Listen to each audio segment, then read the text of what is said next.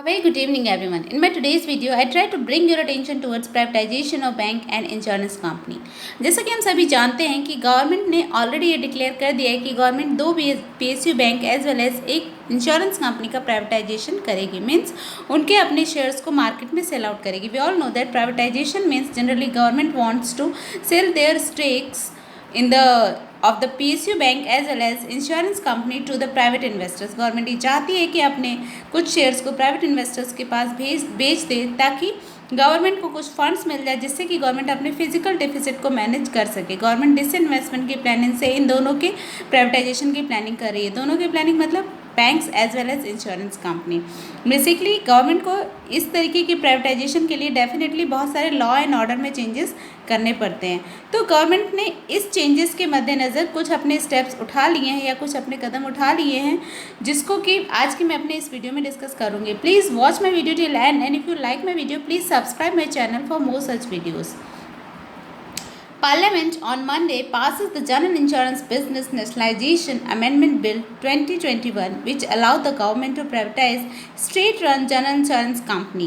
Means government Monday को parliament में ये बिल पास हो गया है कि गवर्नमेंट के जो भी जनरल इंश्योरेंस के जो नेशनलाइजेशन के बिल थे उसमें अमेंडमेंट किया जा सकता है. मतलब उसमें चेंजेस किए जा सकते हैं.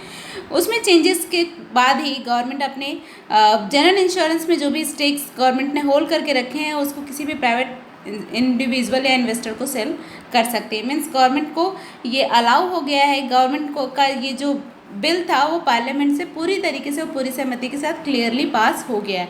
Means government has the legal right to make major changes in the act related to general insurance business, and after those changes government can easily take decision for the privatization of general insurance company. तो government ने general insurance company के privatisation में एक अपना पहला कदम start कर दिया है, ले लिया है.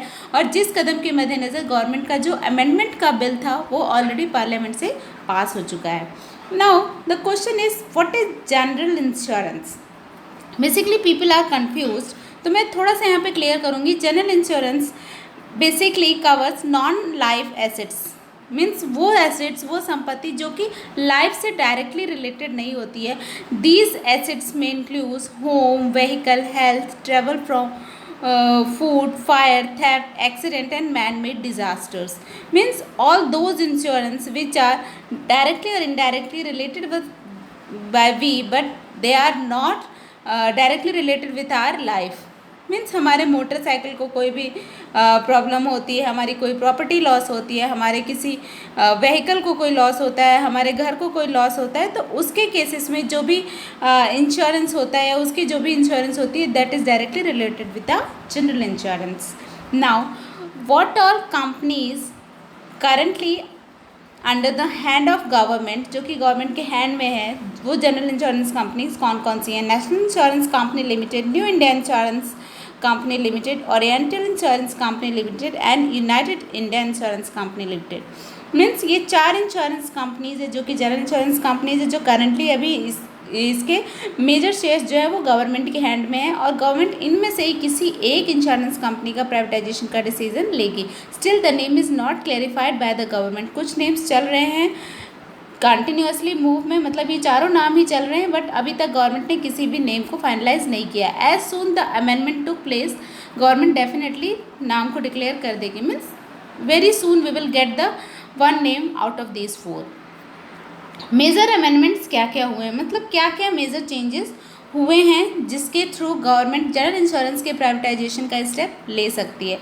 Drop the section in the general insurance law of 1972 that capped the central government shares to less than 51% of the equity capital of an insurer. मतलब उस सेक्शन में चेंजेस करके ये क्लेरिफाई कर दिया गया है कि गवर्नमेंट को ये मस्ट नहीं है कि गवर्नमेंट किसी भी इंश्योरेंस सेक्टर में 51% या उससे ज़्यादा के शेयर्स की अंडरटेकिंग रखेगी.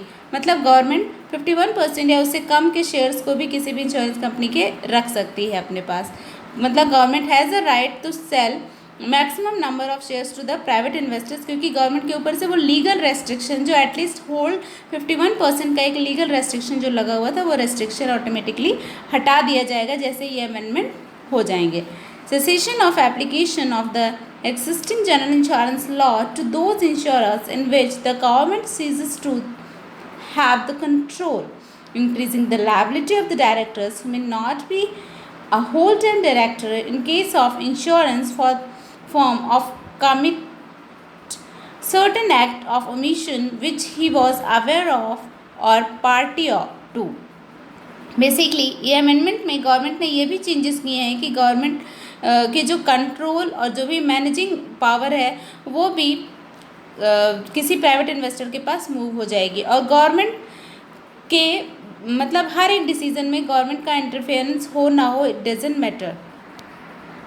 Now what the objective, what जो भी अमेंडमेंट्स हुए, जो भी चेंजेस हुए, उसके पीछे गवर्नमेंट का क्या ऑब्जेक्टिव आ रहा है. तो general insurance law of 1972 was necessary to enhance insurance penetration and social protection beside securing the interest of policy holders which will contribute to faster growth of Indian economy. मतलब government का ये opinion है कि अगर government ये laws में change करेगी तो ये डेफिनेटली कहीं ना कहीं इंश्योरेंस के पेनिट्रेशन को, जो एक पुरानी जो एक कंटिन्यूस प्रथा चली आ रही है, उसमें चेंजेस लाएगी और ये एक सोशल प्रोटेक्शन की तरह काम करेगी. बिसाइड द प्रोटेक्शन इट में also be in the interest of policy holders और ये इकोनॉमी के फास्टेस्ट ग्रोथ को भी सपोर्ट करेगी. Means the government is having a lot of good vibes from these amendments. We have to only wait and watch and we have to see what is the actual effect after the amendments and after the privatization of insurance company, because